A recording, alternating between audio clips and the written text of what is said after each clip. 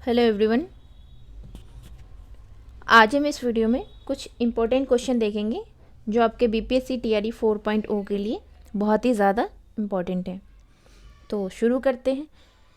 उससे पहले आप वीडियो को लाइक कर दें, शेयर कर दें। अगर आप इस चैनल पे नए हैं तो चैनल को सब्सक्राइब करना बिल्कुल ना भूलें।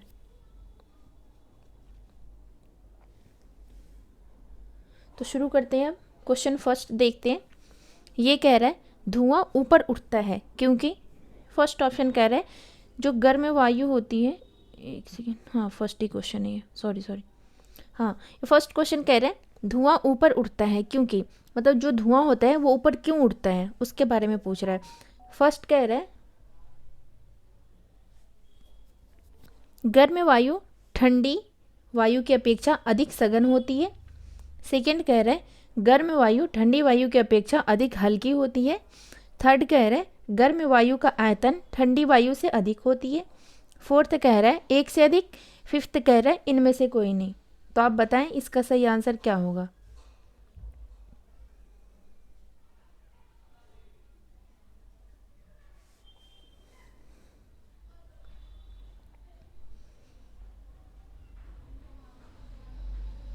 इसका सही आंसर हो जाएगा option number second is the right answer. जो गर्म वायु जो होती है वो ठंडी वायु की अपेक्षा अधिक हल्की होती है, इसलिए वो ऊपर चली जाती है। नेक्स्ट क्वेश्चन पे चलते हैं। ये कह रहा है उस समूह को चुनिए जिसका प्रयोग पुनः चक्रण के पश्चात किया जा सकता है।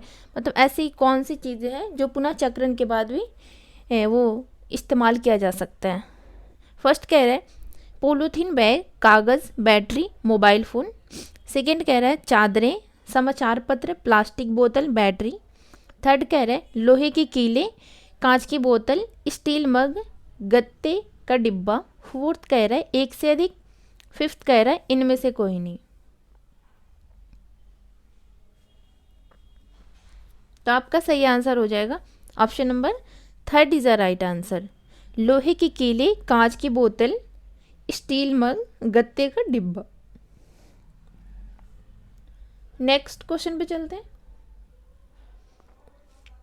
ये कह रहे हैं कई स्थानों पर अम्ल वर्षा जलीय विविधता को प्रभावित कर रही है।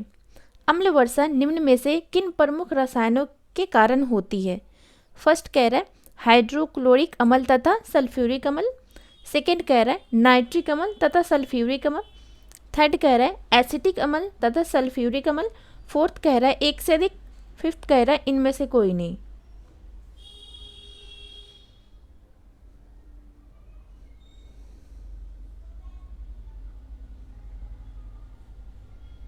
तो आपका सही आंसर हो जाएगा option number second is the right answer.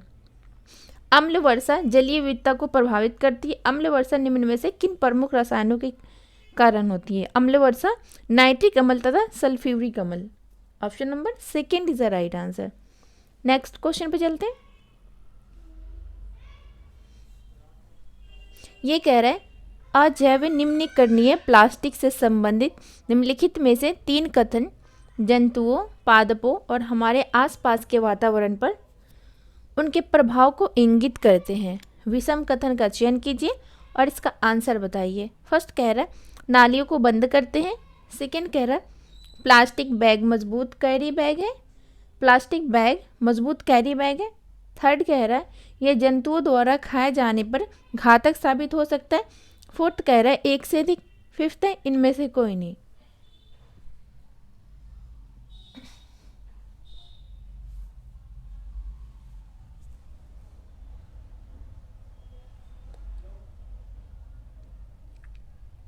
तो आपका सही आंसर हो जाएगा option number second is the right answer. Plastic bag मजबूत कैरी बैग है। नेक्स्ट क्वेश्चन पे चलते हैं। ये कह रहा है एक पारिस्थितिक वातावरण के पिरामिड में तीसरा पोषण स्तर है। अपघटक फर्स्ट है। सेकेंड है उत्पादक। थर्ड है मांसाहारी। फोर्थ है एक से अधिक। फिफ्थ है इनमें से कोई नहीं।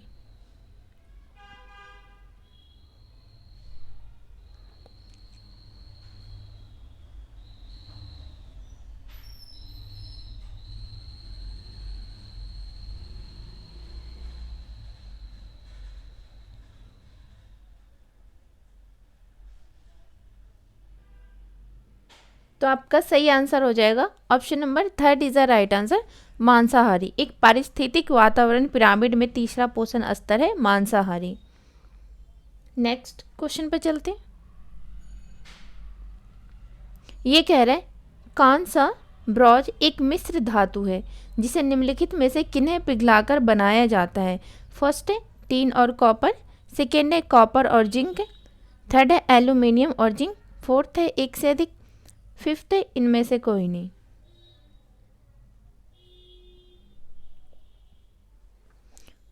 जो ब्रॉन्ज होते हैं, जो कांसा होता है, वो टिन और कॉपर को मिलाकर बनाया जाता है। Option number first is the right answer. Next question पे चलते हैं। ये कह रहा है संकटापन हिरणों के किस प्रकार के लिए केवल लोकटक झील एक स्थान है। फर्स्ट है चीतल, सेकेंड है बारासिंगा, थर्ड है संगाई, फोर्थ है एक से अधिक, फिफ्थ है इनमें से कोई नहीं।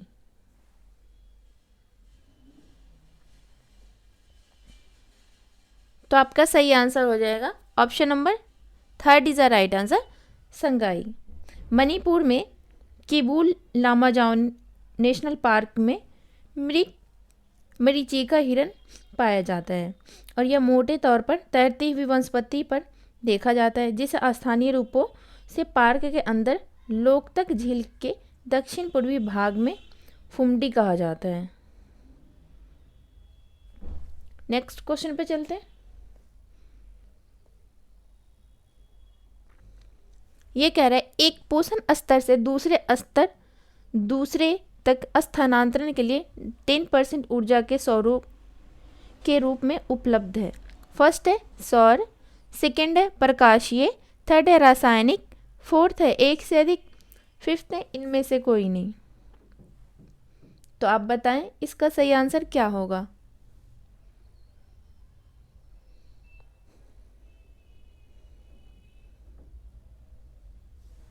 तो इसका सही आंसर हो जाएगा option number third is the right answer, रासायनिक। स्थितिज ऊर्जा कार्य करने की संग्रहित क्षमता है। वास्तव में कार्य करने के लिए स्थितिज ऊर्जा को ऊर्जा में अन्य रूपों में बदलना होगा और जो पारिस्थितिक तंत्र के लिए सूर्य ऊर्जा का प्रमुख स्रोत है। भोजन की रासायनिक ऊर्जा सभी जीवित जीवों के लिए आवश्यक ऊर्जा का मुख्य स्रोत है और जो यह ऊर्जा खाद्य श्रृंखला के साथ साथ विभिन्न पोषी स्तरों तक संचारित होती है और जो खाद्य श्रृंखला का जो ऊर्जा प्रवाह होता है वो 10% नियम का पालन करता है। एक से दूसरे में जब ट्रांसफ़र होता है तो वो 90% तो डिस्ट्रॉय हो जाता है, 10% ही ट्रांसफ़र हो पाता है। नेक्स्ट क्वेश्चन पे चलते हैं। ये कह रहा है निम्न में से कौन सी गैस वायु में अधिकतम मात्रा में पाई जाती है। फर्स्ट है ऑक्सीजन, सेकेंड है हाइड्रोजन, थर्ड है नाइट्रोजन, फोर्थ है एक से अधिक, फिफ्थ है इनमें से कोई नहीं। तो कौन सी गैस वायु में अधिकतम मात्रा में पाई जाती है, वो हो जाएगा आपका nitrogen. Option number third is the right answer.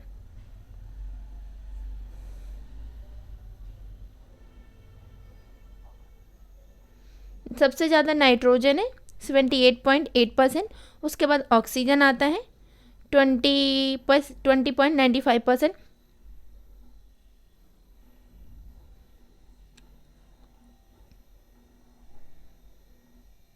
Next question पे चलते हैं।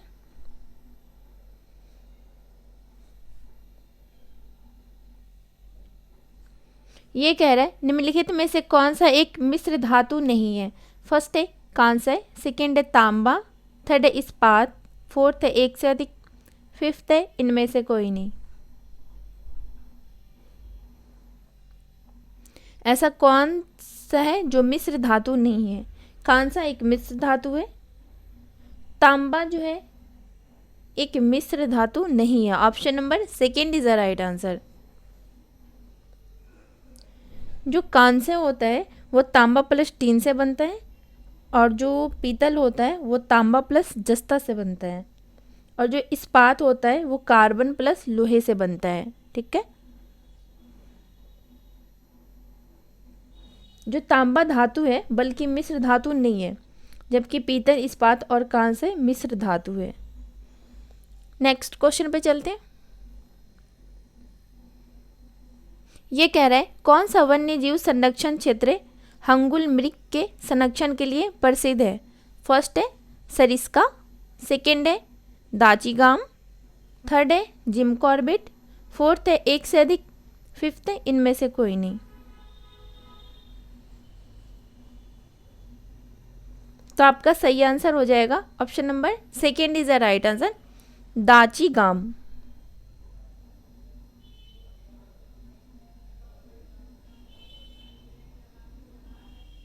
जो ये सरिस्कन है ये एक टाइगर रिजर्व है और ये कहाँ स्थित है, ये राजस्थान के अरवल जिले में स्थित है।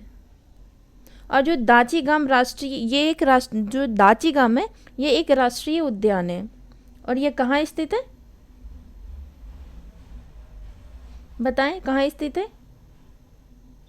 यह जम्मू कश्मीर के श्रीनगर में स्थित है जो दाचीगाम है। नेक्स्ट क्वेश्चन पे चलते हैं। ये कह रहा है ओजोन परत संरक्षण दुनिया भर में की गई एक महत्वपूर्ण पर्यावरणीय पहल है, उस कारण का चयन करें जिसके कारण ओजोन परत का संरक्षण हुआ है। फर्स्ट है रामसार सम्मेलन, सेकेंड है मॉन्ट्रियल प्रोटोकॉल, थर्ड है क्योटो प्रोटोकॉल, फोर्थ है एक से अधिक, फिफ्थ है इनमें से कोई नहीं। तो आप बताएं इसका सही आंसर क्या होगा।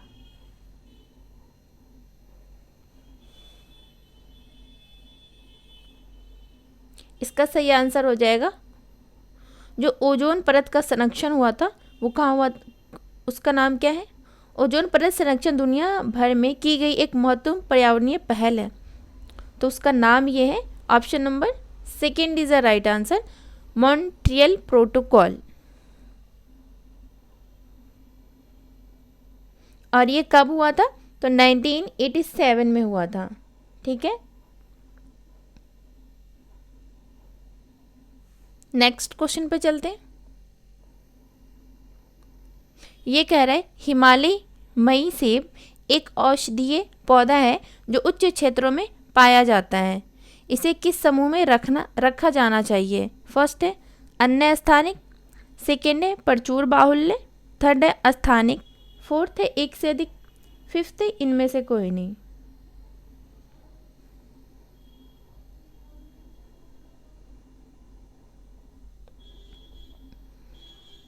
हिमालय मई सेब एक औषधीय पौधा है जो उच्च क्षेत्रों में पाया जाता है। ये सिर्फ कहाँ पाया जाता है, आप क्वेश्चन ध्यान से पढ़ें, ये सिर्फ उच्च क्षेत्रों में पाया जाता है। तो ऑफकोर्स ये उच्च क्षेत्रों में पाया जाता है तो कम ही पाया जाता होगा। इसे किस समूह में रखा जाना चाहिए, तो इसे स्थानिक समूह में रखा जाना चाहिए। Option number third is the right answer. Next question पे चलते हैं।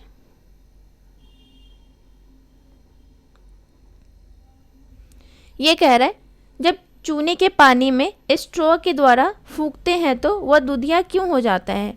फर्स्ट है कार्बन डाइऑक्साइड के कारण, सेकेंड है अपशिष्ट पदार्थों के कारण, थर्ड है नमी के कारण, फोर्थ है एक से अधिक, फिफ्थ है इनमें से कोई नहीं। तो आप बताएं इसका सही आंसर क्या होगा। इसका सही आंसर हो जाएगा option number first is the right answer. Carbon dioxide के कारण इसका जो वो होता है वो दूधिया हो जाता है।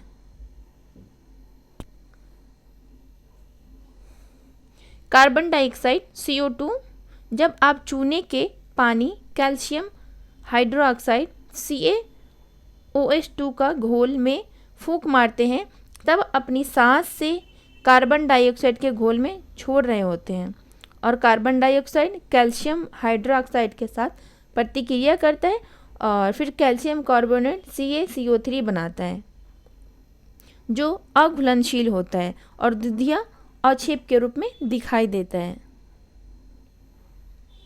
तो इस वीडियो में हम हो गए आपके क्वेश्चन कंप्लीट। आई होप कि आपको ये वीडियो पसंद आएगी।